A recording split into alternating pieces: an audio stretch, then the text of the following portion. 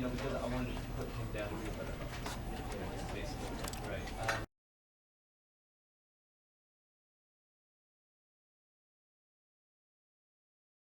This is the story of a man named Stanley. Stanley worked for a company in a big building where he was employee number 427. Employee number 427's job was simple. He sat at his desk in room 427 and he pushed buttons on a keyboard. Orders came to him through a monitor on his desk, telling him what buttons to push, how long to push them, and in what order. This is what employee 427 did every day of every month of every year.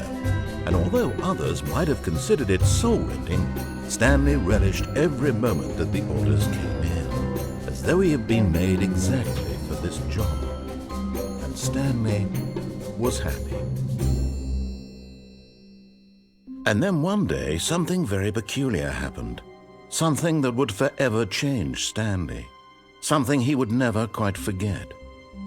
He had been at his desk for nearly an hour when he realized that not one single order had arrived on the monitor for him to follow. No one had showed up to give him instructions, call a meeting, or even say hi. Never in all his years at the company had this happened, this complete isolation. Something was very clearly wrong. Shocked, frozen solid, Stanley found himself unable to move for the longest time. But as he came to his wits and regained his senses, he got up from his desk and stepped out of his office.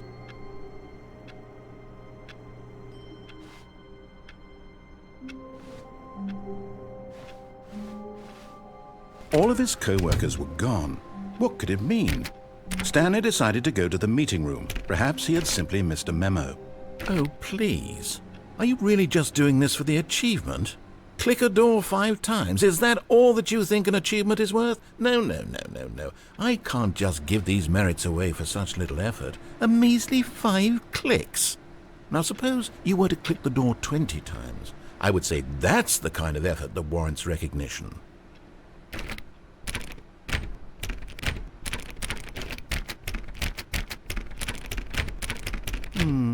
I have to say, I'm still not feeling the satisfaction of witnessing true effort for a noble cause. Perhaps 50 clicks will do it. Yes, almost certainly 50 clicks.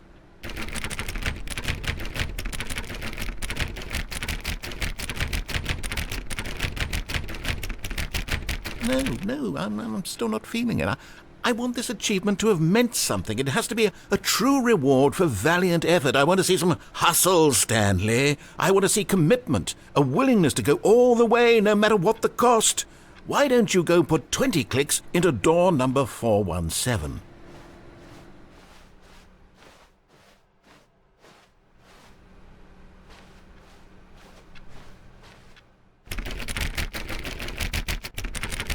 Oh, great. Now, go click a few times on door 437.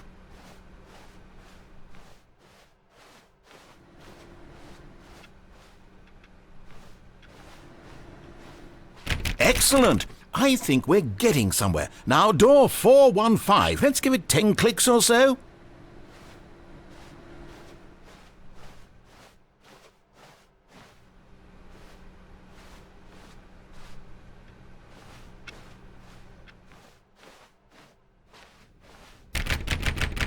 Now, back to door number 437.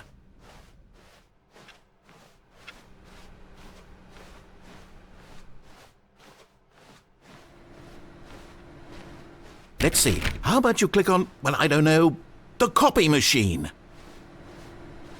All right, back to room 417. I'm really feeling it now. I think we're getting somewhere. Okay, now go climb on employee 419's desk. Yes! This is great! You're putting it all on the line, Stanley. I like that. All right, let's keep it up. Go give me a few clicks on door 416. We've almost got it! Now the copy machine, do that one again!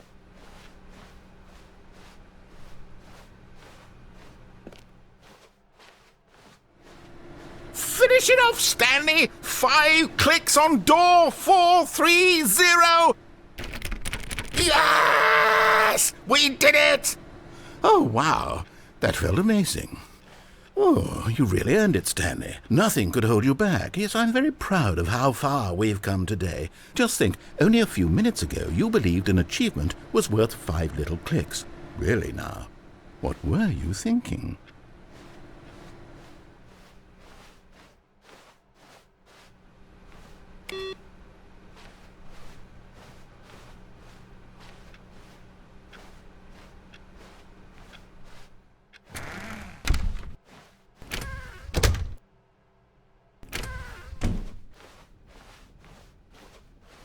When Stanley came to a set of 2 open doors, he entered the door on his left.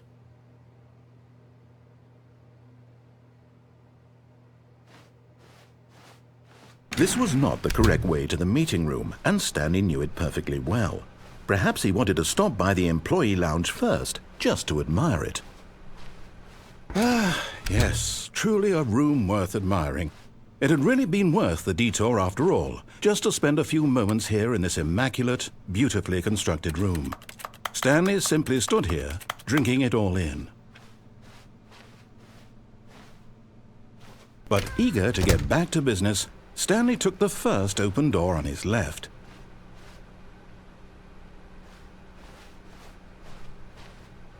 Stanley was so bad at following directions, it's incredible he wasn't fired years ago.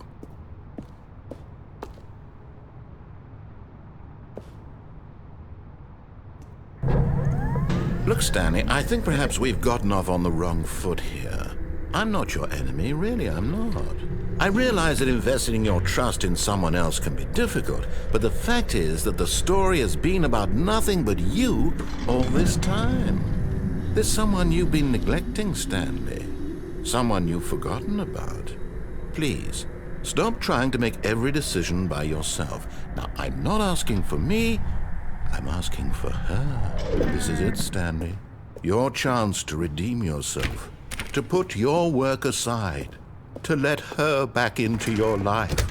She's been waiting.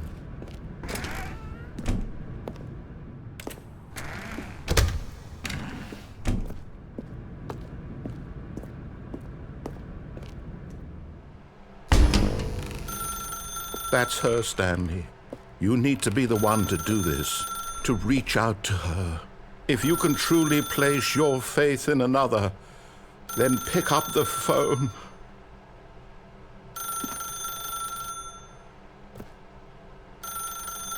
As Stanley picked up the phone, a white light engulfed him, filling him not just with radiance, but with hope.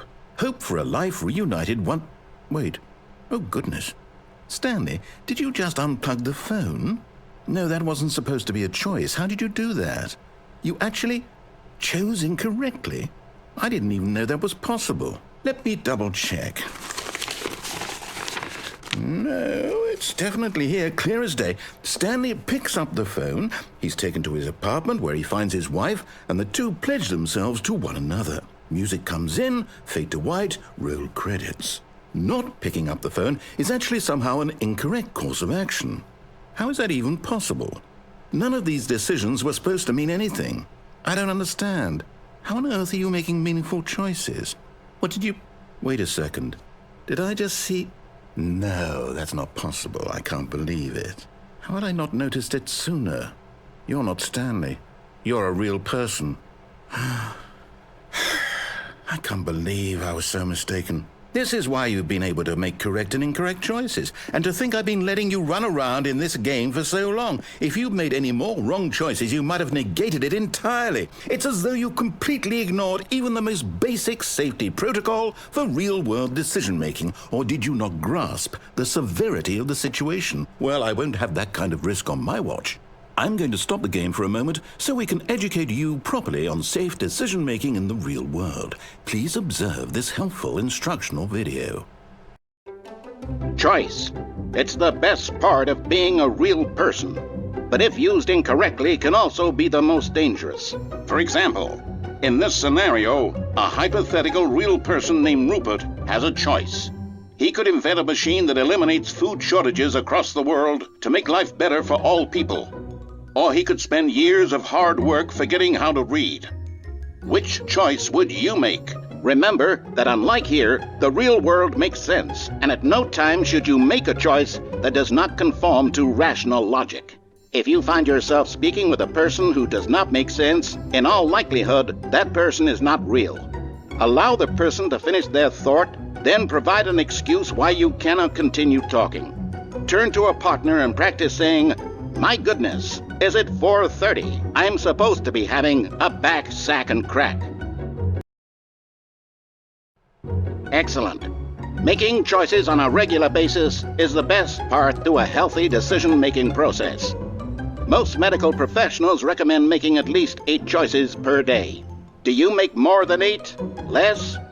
And finally, if you begin to wonder if your choices are actually meaningful and whether you'll ever make a significant contribution to the world, just remember that in the vast infiniteness of space, your thoughts and problems are materially insignificant, and the feeling should subside.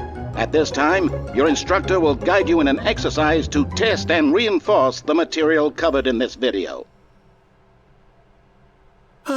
Welcome back. You may have noticed that this room has begun to deteriorate as a result of narrative contradiction. But not to worry. Now that you're properly informed on good decision-making, we're going to revisit a choice you made just a few minutes ago and see what the correct thing to do would have been. This way, please.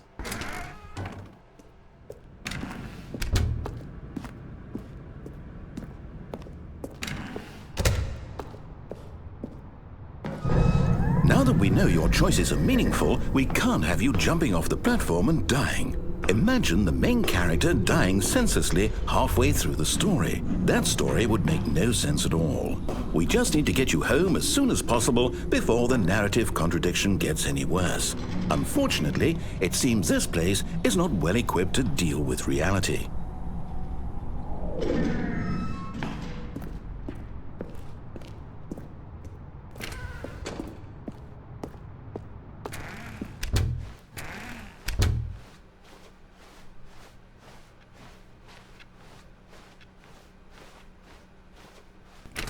Almost there. You'll take the door on the left, back to the correct ending, the story will have resolution once again, and you'll be home free in the real world. Now remember, all you need to do is behave exactly as Stanley would. That means choosing responsibly and always putting the story first. I'm quite sure you'll be up to the task. Just follow my lead and you'll be fine. All right. When Stanley came to a set of 2 open doors, he entered the door on his left.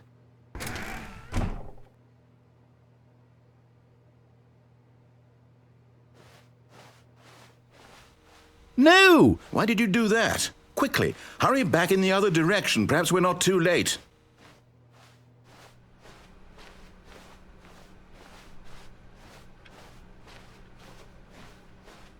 Oh, it's ruined. I can't believe, after everything we talked about, that my story, you've destroyed my work. Why? For what? What did you get out of that? What did you think was so special about seeing the game undone, left here like so much garbage? It's worthless now. And what am I supposed to do? Even if there were a way to continue, would it be worth it?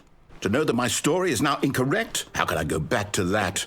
I can't erase that knowledge. I'll have to live with it forever, reliving its impossibility forever. I couldn't live that way. Is it better to shut the game down entirely? To willingly destroy all of my work? I don't know. What's the answer? What do I do? What do I do? What do I... No, I have to. I have to shut the game down. I have to. I have to.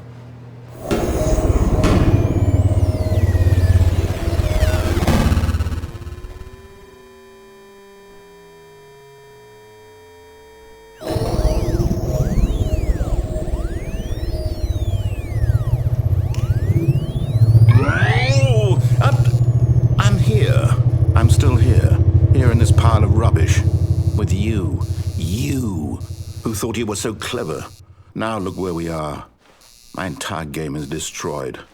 It was the only thing in the world that was mine, and you've run it into the ground. What, did you think that would be funny? You just had to see? Didn't I impress upon you how important it was to be like Stanley? He actually knows how to do what I tell him to. He understands that if I say to do something, there's a damn good reason for it. That thought hadn't even occurred to you, had it? That there's a world outside of you? You're a child. Oh, my story. If you'd just gone through the door on the left, you would have seen it. There was a whole underground facility. You would have destroyed it and been victorious. It would have been so perfect. I worked so hard on it. I tried so hard to make behave exactly as Stanley would. That means choosing responsibly and always putting the story first. I'm quite sure you'll be up to the task. Just follow my lead and you'll be fine. All right. When Stanley came to a set of 2 open doors, he entered the door on his left.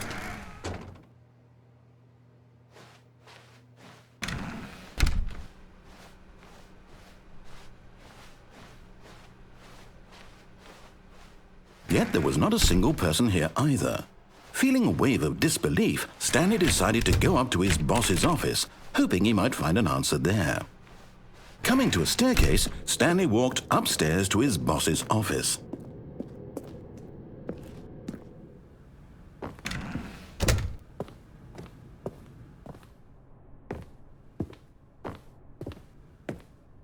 Stepping inside his manager's office, Stanley was once again stunned to discover not an indication of any human life.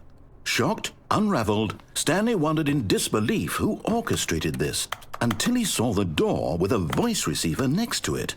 Surely behind this door lay all the answers to his questions. And beyond all probability, he knew the passcode. He had seen it on his boss's computer just last week. Night Shark 115. Was this the code to open the door? Would it still work? There was only one way to find out. Stanley had been trained never to speak up, but now he would draw from within himself the courage to face the unknown. He drew a sharp breath and then spoke the code.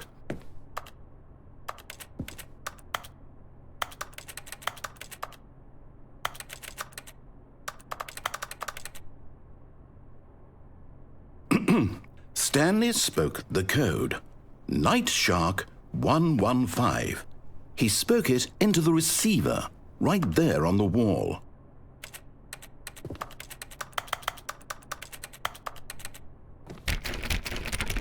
I'm sorry, is there a problem? You didn't mishear me, did you? Please speak the code into the receiver. Otherwise, we can't get on with the story. This is a crucial step.